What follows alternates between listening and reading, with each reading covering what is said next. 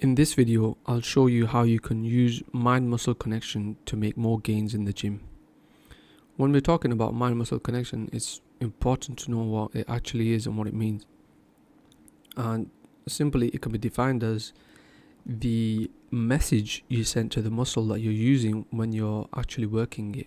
So say for example, you're doing a set of bicep curls, and the message you send from your head to your biceps when you're curling it at the top of the movement. So when your arms are at the most contracted position at the top of the movement, and then as you bring the weight down, you send messages to your biceps. It sounds real like weird, but once you actually actively start thinking about what you're doing during the movements that you're doing, that's when you'll tap into the mind-muscle connection.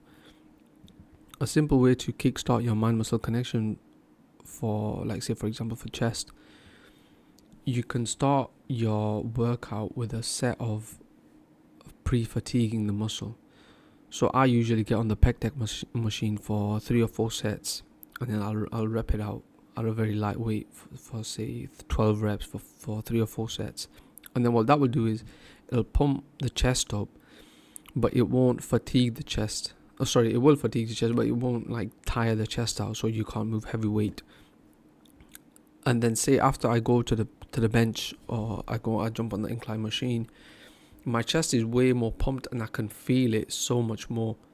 I can feel it so much more compared to say if I didn't pre-fatigue the muscle. And the same works with chest and back and legs too. For back, I like to jump on the assisted pull-up machine, and I prefer that over the normal pull-up machine, because on the latter reps in the sets for pull-ups, I feel like sometimes I'm just jumping and keeping up on the bar just so I can count a rep.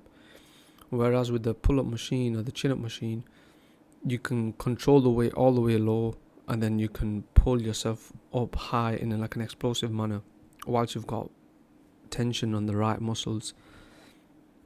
So with back, I start with assisted pull-ups, and for legs, when I'm training legs, I start with 3 or 4 sets of leg extensions on the leg extension machine, and that does the same thing. It pre-fatigues the muscles, so when I jump on the squats, I can really feel it a lot more, and my joints are also warmed up too. I've had a few knee injuries in the past from playing football, and sometimes when I go really low on the hack squat machine, my knee kind of I can feel it, if that makes sense. Similar to how you can feel your mind-muscle connection, I can feel an injury coming up, and that's mostly the reason because of that is because I haven't warmed up properly.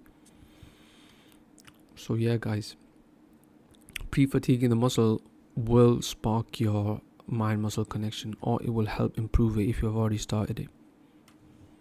And this will help you make a lot more gains, and it'll make you look a lot more aesthetic too, because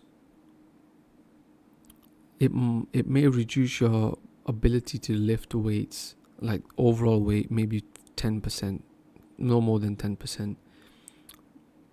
But we're not really powerlifters. We want to look good, and moving obviously heavier weight is good for the ego. But in terms of looking better, getting better mind muscle connection, I think pre-fatiguing is a lot better in the long run for us. And if you do want a more aesthetic body, consider joining my Skool community in the link below. I also have one-to-one coaching, weekly calls.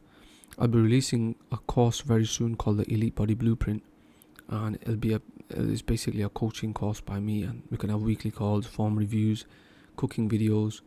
Speaking of cooking videos, I've also got a free PDF.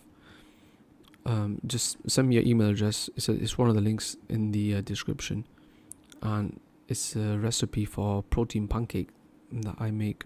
It's got over 60 grams of protein, and it's got like 4 or 5 ingredients with a few optional extras.